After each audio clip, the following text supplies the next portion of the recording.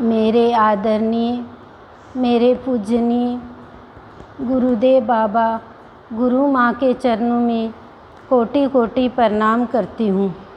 हम कर्मकांड की भक्ति भी करते थे और घर में पूरे दिन काम में भी लगे रहते थे, लेकिन वो एक जो अलग खुशी जो महसूस होती है वो खुशी नहीं मिली। लेकिन जब मुझे सत्संग मिला, गुरुदेव का दरबार मिला, इसमें एक मन की खुशी मिली और गुरुदेव बाबा और गुरु माँ मिले, तो मैं आज पिलानी को भी धन्यवाद देती हूँ कि मुझे पिलानी में मेरी शादी हुई।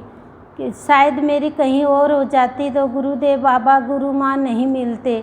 मेरा सौभाग्य है कि मैं पिलानी में आई और मुझे इतना बड़ा दरबार मिला। इतना बड़ा दरबार मिलने के बाद और सत्संग मिलने के बाद और कोई चीज़ की चाह नहीं रहती कि गुरुदेव की अमृत वाणी है, प्राप्ति ही समाप्ति। तो इसमें ये भाव मिला कि जैसे कि हमारी कर्मकांड की भक्ति पूर्ण हो जाती है, उससे हमें समाप्ति होती है, तब हमें प्राप्ति मिलती है गुरुदेव की, संत का दरबार मिलता है और हमारे जीवन में जो भी विकार है, अभाव है, बुरी भावना है, उन सब की समाप्ति हो जाती है जब गुरु का भाव हमें प्राप्त होता है। बिना हरि कृपा मिले नहीं संता, कि जब हरि की कृपा होती है तब हमें कहीं जाकर संत मिलता है और संत मिलने के बाद में हमें जीवन जीने की कला आती है और जीवन की कीमत हमें करनी आती है। नहीं तो हम संसार में क्या करते थे, सुबह उठकर घर का काम कर लेते थे और जो 12 महीने की कर्मकांड की जो पूजा करते हैं उसी के अनुसार हम पूजा कर लेते थे, लेकिन हमें अपने जीवन का अर्थ नहीं मालूम था कि हमें वाणी से किसी का भी दिल नहीं दुखाना चाहिए। ये किसने बताया? गुरु माँ ने बताया। लेकिन हम पहले क्या करते थे कि कोई सामने वाला कुछ बोल देते थे तो हम भी उसको पलटकर जवाब दे देते थे, लेकिन गुरु माँ ने बताया कि हम अगर सामने वाला गलत बोल रहा है और हम भी गलत बोलेंगे तो हमारे खुद के कर्म बंधेंगे।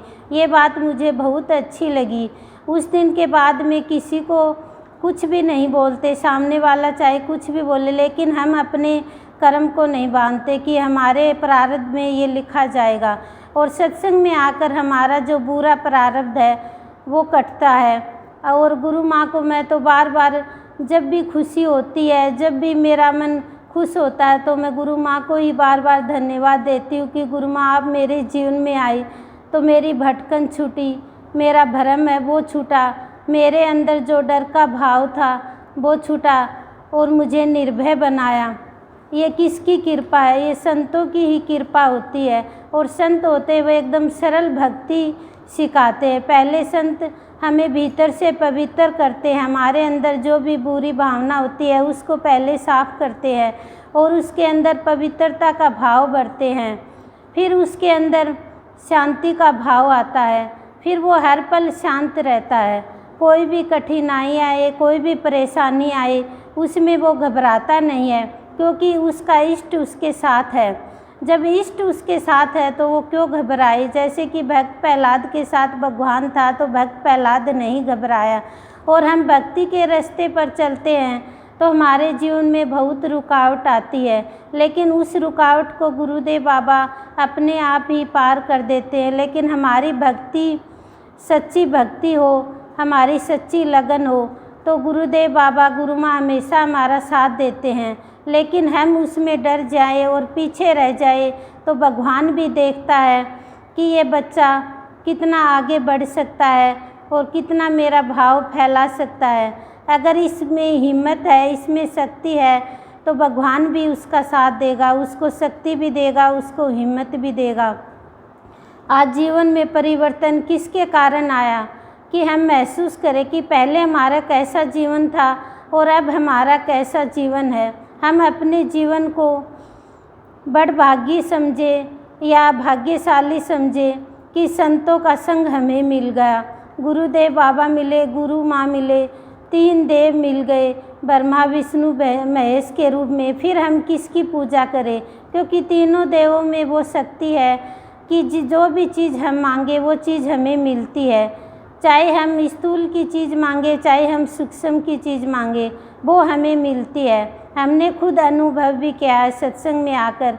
हमें हर एक चीज़ गुरुदेव हमें देते हैं और हमारी हर एक चीज़ से हमारी रक्षा करते हैं। लेकिन हम भक्ति सच्ची करें, सच्ची भक्ति करेंगे तो मन में हर पल हमारे शांति बनी रहेगी। तो गुरुदेव बाबा और गुरु माँ से यही प्रार्थना करती हूँ और यही आशीर्वाद मांगती हूँ कि जो भाव आप हमारे जीवन में भरते हो और मेरे जीवन में जो भाव भरा, वो भाव मैं जन जन के कल्याण हेतु उस भाव का प्रसार करूं, सबके जीवन में खुशियाँ भरूं। कि जो कोई भी सत्संग में आता है तो उसके जीवन में ज़रूर परिवर्तन आता है।